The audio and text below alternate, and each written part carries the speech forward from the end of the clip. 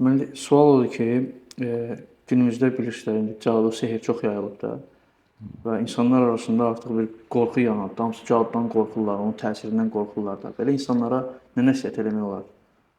Şək yoxdur ki, qardaşım, bu imanın zəifliyindən irəli gəlir. İnsanın imanı zəif olanda, Allaha imanı zəif olanda o belə şeylərdən qorxur.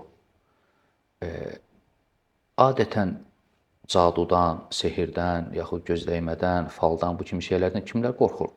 Kimlərin ki, imanı yoxdur, yaxud var zəifdir, tanımır Allahı, bilmir kimdir Allah, ona görə qorxur. Məsələn, siz baxın, əslində mömin, müsəlman belə şeylərdən qorxmamalıdır. Belə şeylərdən kim qorxsun, belə şeylərdən kimlər getsin, qorxsun. O kəslər ki, məsələn, 13 rəqəminin nəs olmasına inanır. Yaxud məsələn, qara pişiyin qabağından keçməsinə inanır. İşim düz getməyəcək, qabağımdan pişik keçdi, qayıdıram evə. Yaxud məsələn, deyir, 666 rəqəmi şeytan rəqəmidir. Yaxud məsələn, bürcülərə inanır. Subhanallah, bir insan ki, bürcülərlə həyatını qurur, oturub durduğu adamın bürcünü soruşur, iş qurduğu adamın bürcünü soruşur, evlənmək istəyir, bürcünü soruşur, görək münasibdir, uyğun gəlir bürcümüz, yoxsa gəlmir. Belə şeylərə inanan adama cadu dərhal təsir edir. Qoy getsin o insanlar qorxsunlar cadudan. Amma mömin, müsəlman cadudan qorxmamalıdır. Belə şeylərdən, sehirdən, faldan, gözləymədən Allaha iman gətirən adam, Allaha təvəkkül edən adam, tək Allahdan qorxan adam etiqad edir ki, hər şey Allahın əlindədir, onun izni olmadan heç nə baş verə bilməz, bu müminin etiqadıdır. Belə insanlar belə şeylərdən qorxmurlar. Ona görə biz deyirik ki, cadudan, faldan, sehirdən o insanlar qorxsunlar. Biz yox, müsəlmanlar, möminlər yox. Ona görə fikir verin, Allah subhanahu və teala Quranda Bəqara surəsində sehirlə bağlı, o şeytanlarla bağlı danışanda deyir ki, وَيُفَرِّقُونَ بِهِ بَيْنَ الْمَرْءِ وَزَوْجِهِ Onlar ər ilə zövcəni, arvadı ayırırlar.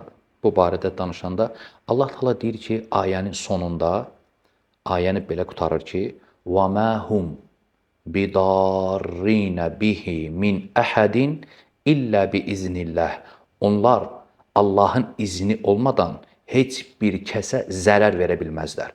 Ayənin bununla qutarması, ayənin bu sehirlə bağlı, şeytanlarla bağlı, Harut, Marut, Allah subhanahu və teala Süleyman aleyhissalam barəsində danışanda ayədə, ayəni belə qutarır.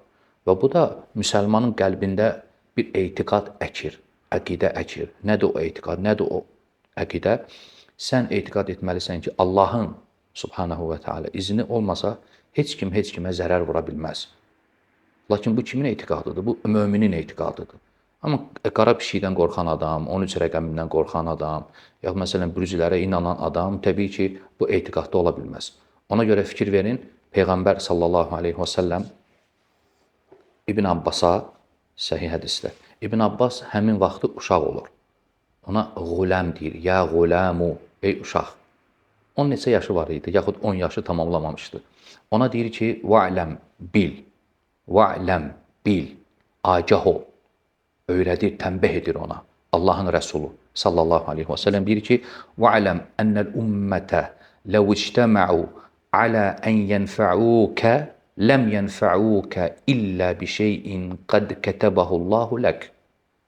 Əgər bütün ümmət yığışsa, hamısı toplansa, sənə bir fayda versinlər, xeyir versinlər, Allah Teala sənə o xeyri yazmayıbsa, onlar sənə verə bilməyəcəklər. وَلَوْ اجْتَمَعُوا عَلَى أَنْ يَدُرُّوكَ لَمْ يَدُرُّوكَ إِلَّا بِشَيْءٍ قَدْ كَتَبَهُ اللّٰهُ عَلَيْكَ Və yığışsalar ki, hamısı, bütün ümmət birincidən axırıncıya kimi sənə zərər verməyə qalxsalar, yığışsalar ki, sənə nəsə bir zərər toxundursunlar, Allah Teala sənə o zərəri yazmayıbsa, onlar sənə zərər toxundura bilməyəcəklər. Və rufiyatil aqlam, qələmlər artıq qalxıb və cəffətis suhuf və səhifələr də quruyub. Və bu onu göstərir ki, müsəlmanın etiqadı bu olmalıdır. Lakin insan bu etiqadda olmasa, artıq hər bir şeyə, hər səsdən qorxur, pişikdən qorxur, nə bilim, İşarələrdən. işarələrdən qorxur, əlamətdən qorxur. Hətta vallahi mən sizə bir şey deyim, bu olub, yəni baş verib, danışırlar alimlər, yaxud özümüz də müşahidə etmişik bir neçə dəfə. Məsələn, bir qardaşın cibindən yaxud maşınından bir kağız çıxardırsan, vərəq. Deyirsən ki, bu sənin üstündən çıxdı, cibindən çıxdı, yaxud maşınından çıxdı, yaxud evindən tapılıb sənin.